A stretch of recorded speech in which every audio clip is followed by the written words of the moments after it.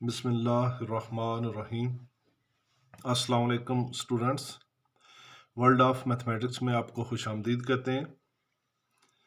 Exercise 1.3 question number 7 आज हम start करेंगे। तो लेसन स्टार्ट करने से पहले आप तमाम स्टूडेंट्स से रिक्वेस्ट है कि हमारे चैनल को सब्सक्राइब कर दें और अपने दोस्तों को शेयर भी कर दिया करें।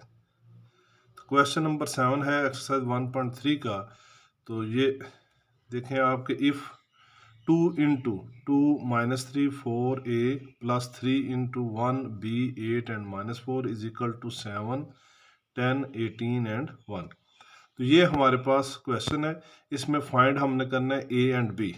a की वैल्यू फाइंड करनी है और b की वैल्यू फाइंड करनी है कि a और b की वैल्यूज़ क्या है। तो इसके लिए स्टूडेंट्स हमने क्या करना है कि सबसे पहले हमने इस मैट्रिक्स को 2 से मल्टीप्लाई करना है। ये देखें 2 से मल्टीप्लाई होगा, 2 को 2 से मल्टीप्लाई किया 4, 2 को 4 से मल्टीप्लाई किया 8, 2 को -3 से मल्टीप्लाई किया -6, 2 को a से मल्टीप्लाई किया 2a। इसी तरीके से इस मैट्रिक्स को हमने 3 से मल्टीप्लाई कर देना है। 3 1 ज़ा 3, 3 को b से मल्टीप्लाई किया 3b, 3 को 8 से मल्टीप्लाई करेंगे 24 और 3 को -4 से मल्टीप्लाई करेंगे -12।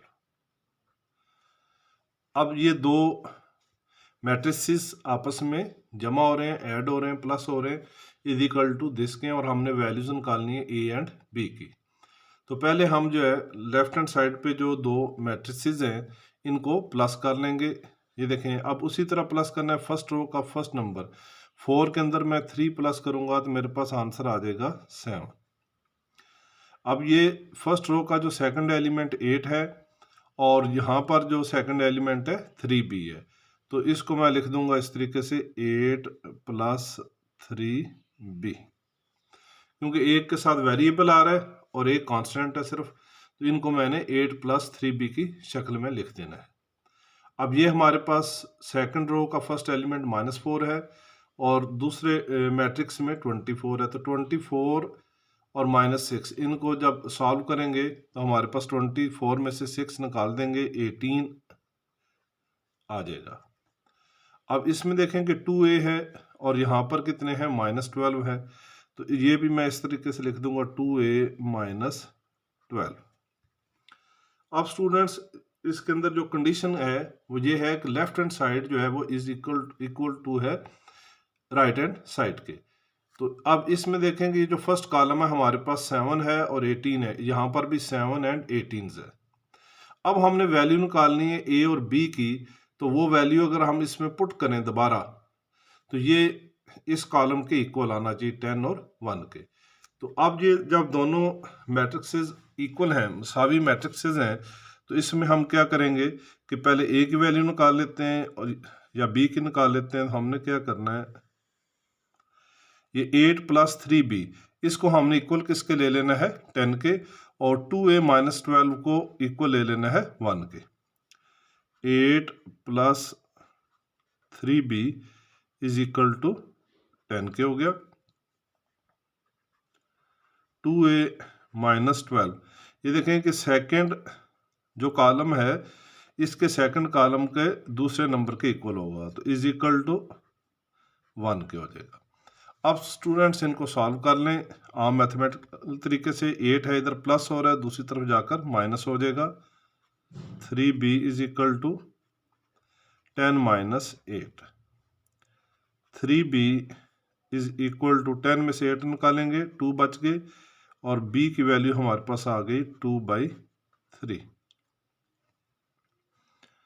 अब इसी तरीके से हमने a की वैल्यू फाइंड आउट कर लेनी है। 2a is equal to 1 plus 12 और 2a हमारे पास किसके इक्वल हो गया 13 के, और a इज इक्वल टू 13/2। तो ये स्टूडेंट्स वैल्यूज आ गई हैं a की और b की। तो इस तरीके से आपने वैल्यूज़ फाइंड आउट कर लेनी है ए एंड बी की। इनको अगर दोबारा हम इधर पुट करें तो ये 10 के इक्वल हो जाएगा। ये देखें 2/3 है तो 3 से कैंसिल हो जाता है, 8 + 2 10 हो जाता है। इसी तरीके से ये 13/2 है, एक ही जगह पर रखेंगे तो 2 से कैंसिल हो जाएगा, तो 13 में से 12 माइनस करेंगे 1 आ जाएगा।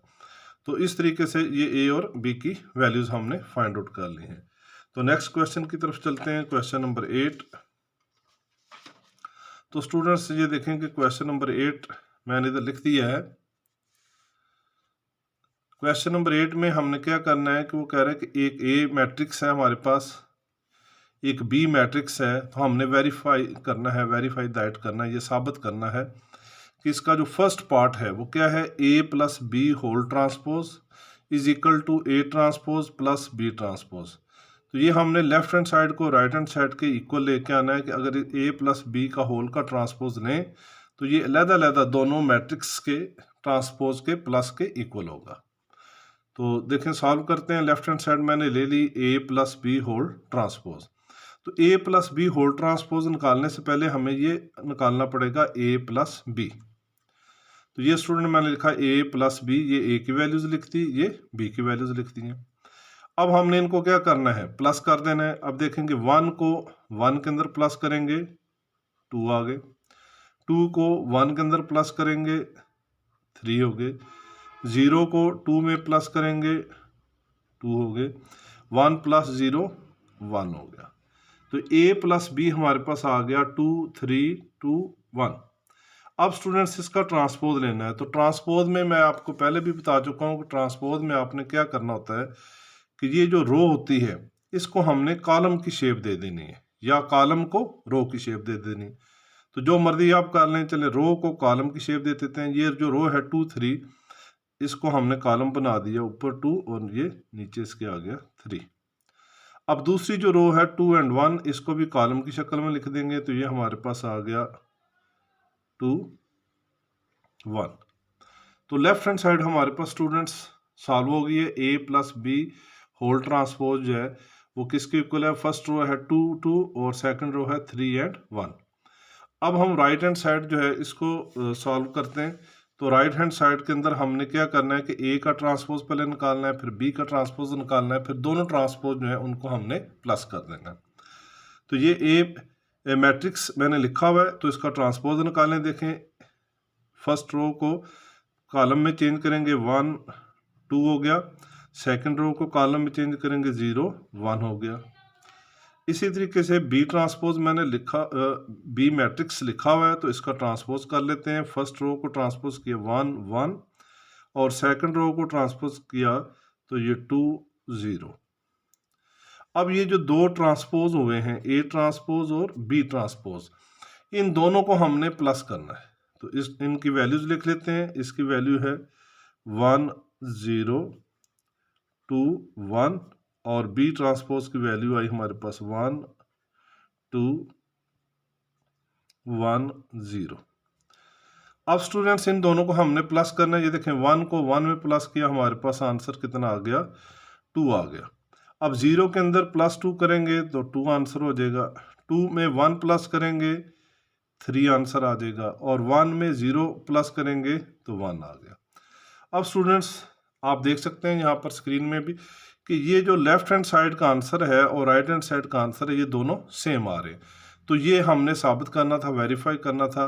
तो हम लिख देंगे hence proved, hence proved left hand side is equal to right hand side, left hand side is equal to right hand side के। जो लेफ्ट हैंड साइड का आंसर है वो राइट हैंड साइड के आंसर के बिल्कुल इक्वल आ गया। इस तरीके से हमने इसको प्रूव कर देना। अब हम इसकी नेक्स्ट पार्ट की तरफ चलते हैं, क्वेश्चन नंबर 8 के।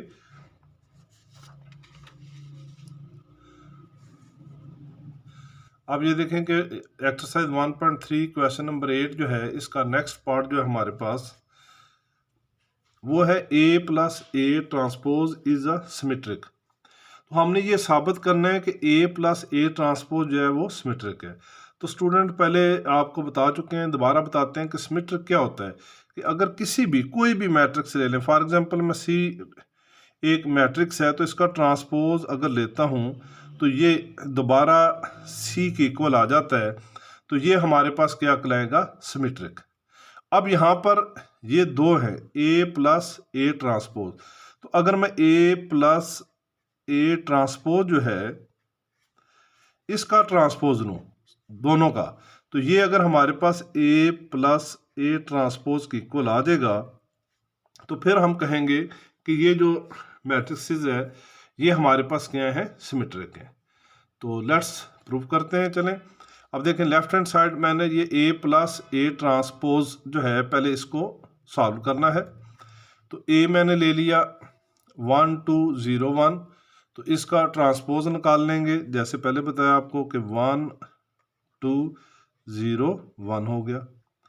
अब हमने ए और ए ट्रांसपोज दोनों को प्लस कर देना है। ए की पहले वैल्यू लिखेंगे 1 2 0 1 और ए ट्रांसपोज की वैल्यू आएंगे 1 0 2 1। अब स्टूडेंट्स इनको प्लस कर देना है। 1 को 1 में प्लस किया 2 आ गया, 2 में 0 को प्लस किया 2 आ गया, 0 को 2 में प्लस किया 2 हो गया, 1 को 1 में प्लस किया 2 आ गया। तो ये हमारे पास आंसर आ गया ए प्लस ए ट्रांसपोज, मतलब लेफ्ट हैंड साइड जो है वो हमारे पास ये आ गई है।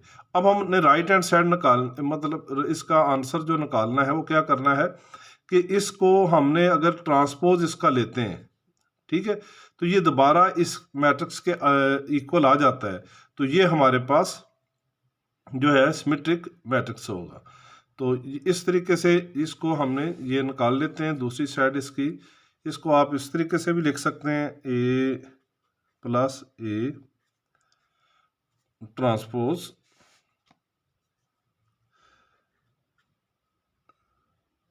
ए प्लस ए का जो हमने निकाला है ट्रांसपोज, तो ये इक्वल है a plus a transpose whole का ट्रांसपोज। तो ये मैंने समझने के राइट हैंड साइड ले ली है। अब इसमें देखें आप कि ए प्लस ए का ट्रांसपोज और इसका होल का फिर ट्रांसपोज निकालना है, तो ये हमने देखना है कि ये इसके इक्वल आ रहा है या कि नहीं आ रहा। तो ए प्लस ए ट्रांसपोज, ठीक है। अब पहले ए प्लस ए का जो ट्रांसपोज है ये देखें स्टूडेंट्स, इसका जो आंसर आ रहा है ये हम डायरेक्ट लिख लेंगे, इसको दोबारा सॉल्व नहीं करेंगे। ये हमारे पास क्या आ रहा है, 2 2 2 एंड 2। अब मैंने क्या करना है कि इसका होल का ट्रांसपोज ले लेना है, तो इसका ट्रांसपोज लेंगे, ये फर्स्ट रो है इसको कॉलम में चेंज करेंगे 2 एंड 2 आ जाएगा। तो सेकंड रो है इसको भी चेंज करेंगे तो ये आ गया। तो ये देखें कि ये दोनों answer A plus a transpose का आंसर और ए प्लस ए ट्रांसपोज होल का ट्रांसपोज, दोनों आंसर जो है सेम आ रहे हैं। तो जब ये सेम होंगे तो ये हमारे पास जो मैट्रिक्स होगा ये क्या होगा, सिमेट्रिक होगा। तो हम नीचे लिख देंगे a plus a transpose is equal to a plus a का transpose, hence proved a plus a transpose is a symmetric. तो इस तरह हमने ये साबित कर दिया कि ये जो हमारे पास मैट्रिक्स है वो क्या है, एक सिमेट्रिक है। तो नेक्स्ट इसके पार्ट की तरफ चलते हैं। तो इसका पार्ट है क्वेश्चन नंबर 8 जो है इसका हमारे पास पार्ट नंबर 4 है। तो इसमें हमने क्या करना है कि a minus a transpose is a skew symmetric. तो अब इसमें आंसर हमने निकालना है स्क्यू सिमेट्रिक। तो इसमें स्टूडेंट क्या करना होता है कि अगर किसी भी मैट्रिक्स, अगर बी ले लेते हैं फॉर एग्जांपल, अगर बी हमारे पास मैट्रिक्स है तो इसका ट्रांसपोज मैं अगर लेता हूँ तो ये हमारे पास इक्वल आएगा माइनस बी के। ये पीछे मैं तफसील से पढ़ा चुका हूँ, आप इनकी डेफिनेशन निकाल के उसमें से सीख सकते हैं। तो फिर ये बता रहे हैं कि बी का अगर ट्रांसपोज लें और अगर वो माइनस बी के इक्वल आ जाए तो वो हमारे पास स्क्यू सिमेट्रिक होगा। तो इस क्वेश्चन के लिहाज से अगर हम जो है ए माइनस ए ट्रांसपोज का ट्रांसपोज लेते हैं तो ये माइनस ब्रैकेट के अंदर ए माइनस ए ट्रांसपोज के इक्वल होगा। अब देखें कि ये इसकी कंडीशन इस तरीके से हो जाएगी कि ए माइनस ए ट्रांसपोज जो है इसका मैं ट्रांसपोज ले लेता हूँ, तो ये कि इसके इक्वल होगा माइनस ए ट्रांसपोज के। तो ये इस चीज़ के इक्वल आ जाएगा। तो अब इसमें पहले हमने क्या निकालना है, ए माइनस ए ट्रांसपोज। तो पहले हम ए माइनस ए जो ट्रांसपोज है इसको सॉल्व कर लेते हैं। अब ये ए मैट्रिक्स है, ए 1 2 0 1, तो इसका ट्रांसपोज ले लेंगे, इसका ट्रांसपोज लेंगे तो ये हमारे पास आंसर आ गया 1 2 0 1। अब ए में से हमने ए ट्रांसपोज को माइनस कर देना है, ए के ये मैंने एलिमेंट्स लिख दिए हैं और इसके ए ट्रांसपोज किधर लिख देते हैं 1 0 2 1। तो स्टूडेंट्स ये हमारे पास आ गया। अब देखेंगे अब हमने माइनस करना है, तो माइनस का भी वही तरीका है कि फर्स्ट रो का जो फर्स्ट एलिमेंट है उसमें से निकाल देना है, इसको 1 में से 1 निकालेंगे तो हमारे पास आंसर कितना आ जाएगा 0। 2 में से 0 को निकालेंगे तो हमारे पास आंसर कितना आ जाएगा 2। 0 में से -2 निकालेंगे तो -2, और 1 में से 1 माइनस करेंगे 0। तो ये हमारे पास आ गया ए माइनस ए ट्रांसपोज।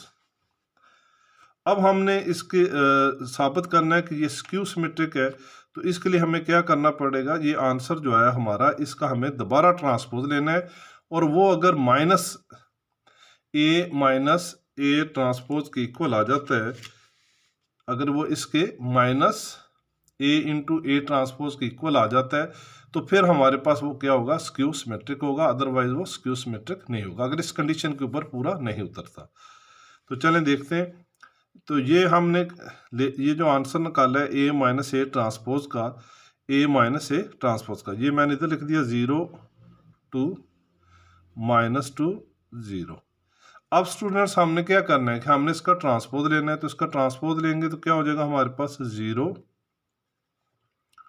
2 हो जाएगा, -2 एंड 0। अब स्टूडेंट्स क्योंकि इसको हमने ये प्रूव करना है कि ये इसके माइनस के इक्वल है, तो ये जो आंसर आया हमारा इसमें से माइनस कॉमन ले लेना है, ये माइनस मैंने बाहर लिख दिया। अब 0 को तो कोई फर्क नहीं पड़ेगा, 0 लिख देंगे, ये माइनस का था ये प्लस का हो जाएगा, और ये प्लस का था ये माइनस का हो गया, और ये 0 हो गया। अब स्टूडेंट्स आप देख सकते हैं कि ये हमारे पास जो आंसर आया था ए प्लस ए ट्रांसपोज का, तो ये किसके इक्वल है, -0 -2 टू, तो ये ए माइनस ए ट्रांसपोज के माइनस के इक्वल है। तो ए माइनस ए ट्रांसपोज का whole transpose equal to minus, ये माइनस हो गया, और ये चीज़ किसके इक्वल है, इक्वल है ए माइनस ए ट्रांसपोज के। तो इससे ये साबित हुआ कि ये जो हमारे पास ए माइनस ए ट्रांसपोज है ये स्क्यू सिमेट्रिक है। तो hence proved a minus a transpose is a skew symmetrics. तो स्टूडेंट्स इसके जो बाकी पार्ट्स 2 या 3 देते हैं वो आपने खुद सॉल्व करने हैं, बिल्कुल वो भी सिमेट्रिक और स्क्यू सिमेट्रिक आपने प्रूव कर रहे हैं। अगर फिर भी आपको समझ ना आए तो आप मुझे इनबॉक्स कर दें, ठीक है, तो मैं इंशाल्लाह आपको वो भी सॉल्व कर दूंगा। अपनी दुआओं में याद रखिएगा। अल्लाह हाफिज़।